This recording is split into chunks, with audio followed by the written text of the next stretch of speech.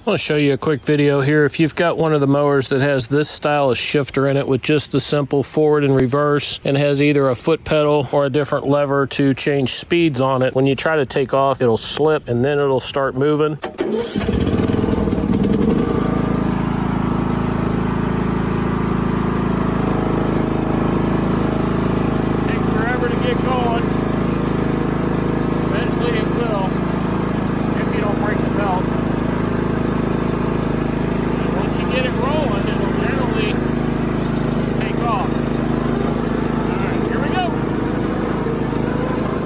Intrigued and eager to learn more? Hang in there, because I'm about to tackle this issue head on. First thing you want to do is go ahead and drop your deck down, and let's get the deck so we can get to the belts and everything underneath. If you've never pulled one of these decks off, it's actually pretty easy. Just pull these pins out. Do the same thing on this side. Sometimes it can pinch this pin.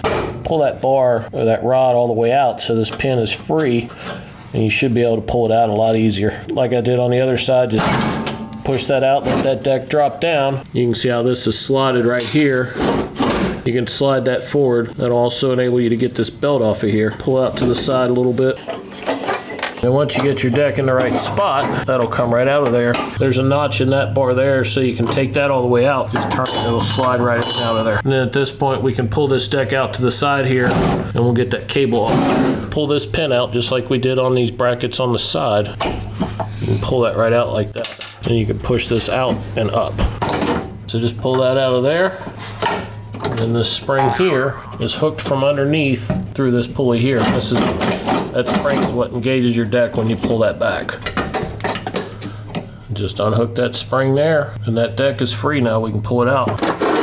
I did drain all the oil out of the engine, and I got all the fuel out of the tank. What that'll allow me to do is flip this thing up on its side so I can real easily show you underneath what I'm going to be doing. Traditionally, you can go through the battery box and remove the pulley with a 7/8 inch wrench and a punch or a screwdriver to lock this pulley into place. Just put your punch down through here, and then you can put your wrench on that bolt, and this pulley won't turn while you're trying to get it off. This will allow you to get the secondary belt off from the top side. Since I'm going to be doing everything underneath, I'll show you a simple way to do everything from the bottom side. All right, all I did was just lay a moving pad down over there. You can just grab this and flip it over here.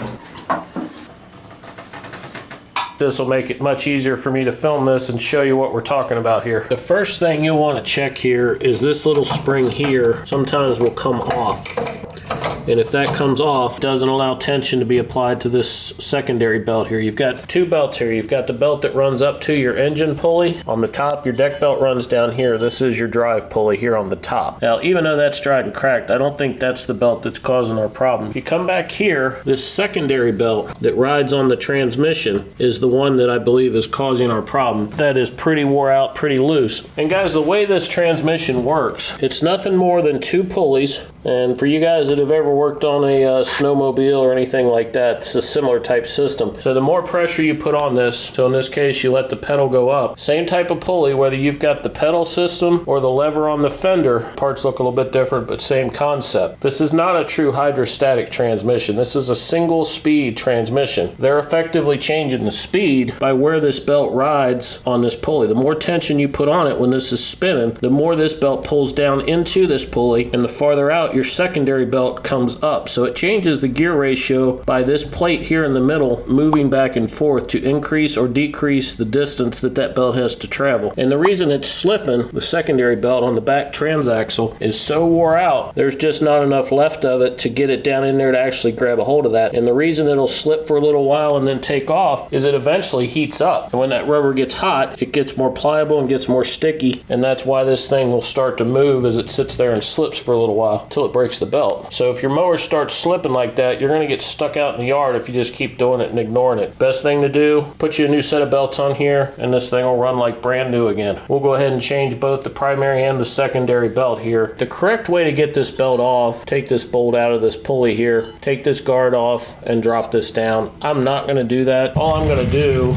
is take these little metal tabs here, and this is just there to keep the belt on. You can see here I've pushed this pedal down, and that has taken all of our tension off of this belt. And all I'm going to do is take these metal tabs. This is actually part of the frame. This will make this process a little bit easier to get this belt off of here without taking everything apart. We'll do that top one there, and then the one down here on the bottom. Once you get those bent up out of there, then you can just slide that belt and work that up out of there. And then when you pull that around there, that'll give you enough slack to get it off the back here. Because the secondary belt is on top of this, best way to do that is just reach down here and pull this spring off. And that takes all the tension off of that belt. Take it off the small pulley, and then you can just slide that off there, and then you can work this one around and get it out of there. And when you get to the front, this little guard here is just spring loaded. Just pull that pin out, and that'll give you plenty of room to get this belt out of here. And I will say one other thing, on some mowers, if your steering linkage is underneath the mower, this belt may wrap around your steering shaft, so you may have to remove your steering gear so you can get this belt around it. That's not an issue on these mowers, but some mowers, I've got other videos that show you how to do that. I think it's like a John Deere L120 or LT120. That steering shaft has to come out to get this belt off. And we'll replace that one. I did flip this mower over on the opposite side now. This is the side with the deck raise and lower and the engagement on it. To show you here what we've got on this side, and honestly this is the way I would recommend you flip it up on this right side. Your belt here on the back, the frame is actually keeping us from getting this belt out from under there. First thing you want to do is let your pedal all the way up so you can get the least amount of tension on this spring, because if that spring is stretched all the way out, it's going to put a lot of pressure on this. So what I'll do is loosen these two bolts up. That will allow us to drop this part down to make some space where that guard is there to get that belt off. I did have to take the transaxle bolts loose from the frame here too. That will give us enough room to get that belt off of there. And that belt right there is why our transmission was slipping. So we get these two belts replaced, we should be popping wheelies here in no time.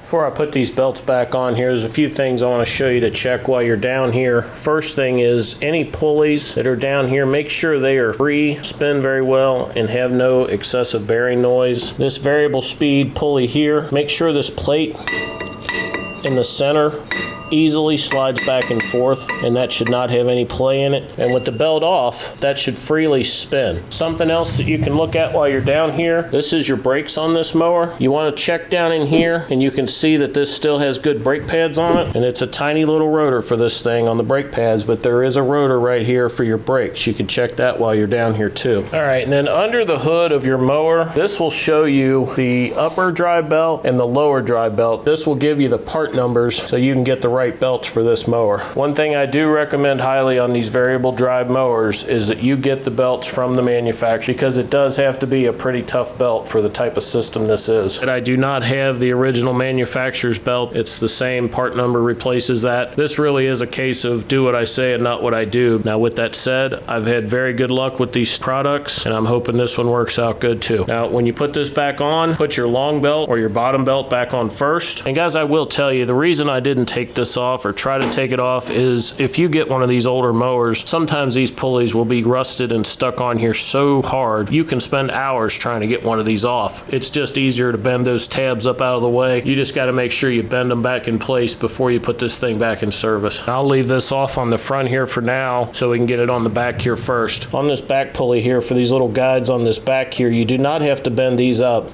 All you have to do is make sure you slide that up. I didn't do a very good job of showing that when I took it apart because it was out of focus, so I wanted to show you that when I put it back together here, but that will give you plenty of room to get this belt back on here. Just push that down in between there. There's a little guide down here on the bottom too, so make sure you get that belt behind that. And again, all you gotta do is make sure you push that center piece up. It'll slide right in there. And then just make sure it's down behind here. Get it underneath these little guides that we've bent up here. Can be kind of tricky to get that back in there, but if you ever get one of these that you can't get off because it's rusted and stuck on that shaft, you'll know why I did it that way. All right, and on these guides, I usually just take a hammer. You want it straight, and you do not want this really tight here. That belt has to have room to become loose there, or you won't be able to disengage your transmission. All right, and this secondary belt I've got here truly is a wild card, because this is one I just matched up for the width and the length. Hopefully it works. It's one I already had. If it doesn't, I'll have to do this job again, but anyway, you'll get the idea how it goes back on. Just the same way we take it off, I've still got the two frame bolts here, and I've still got the bolts out of the axles, and I did loosen the bolts on the other axle so I didn't tweak the axle trying to bend this up. But you can just pull this out away from here, slide that around there, We'll get that on the same variable speed pulley. And I've still got this one.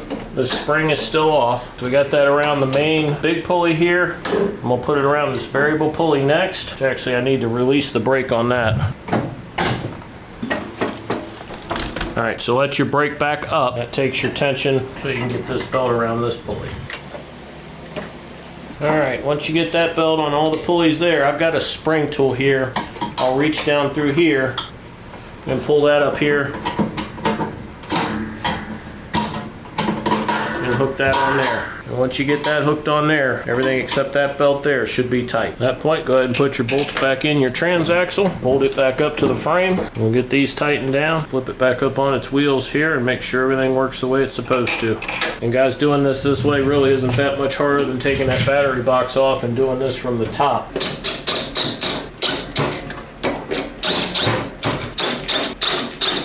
All right, and just flip it back up on its feet.